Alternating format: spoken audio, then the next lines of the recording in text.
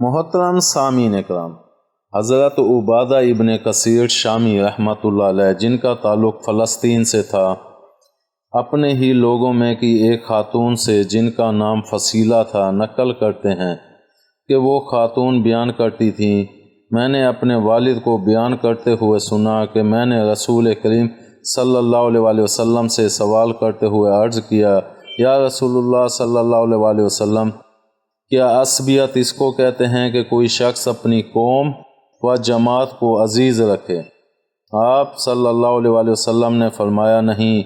بلکہ عصبیت اس کو کہتے ہیں کہ کوئی شخص ظلم کے معاملے میں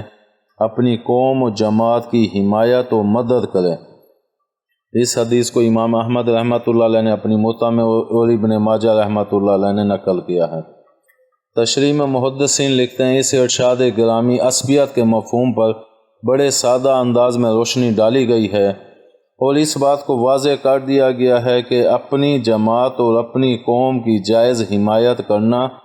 اور اس کے فطری و قانونی حقوق و مفادات کے حصول و تحفظ کے لیے اس طرح جد و جہد کرنا کہ دوسروں کے حقوق و مفادات پر کوئی زد نہ پڑے، عصبیت کے معنی میں داخل نہیں ہے۔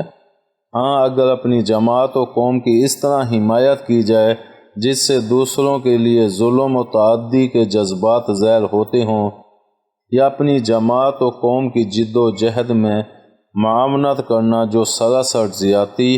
اور انتہا پسندی پر مبنی ہو، نیز اس جد و جہد کا کوئی قانونی جواز موجود نہ ہو، تو اس کو عصبیت کہا جائے گا،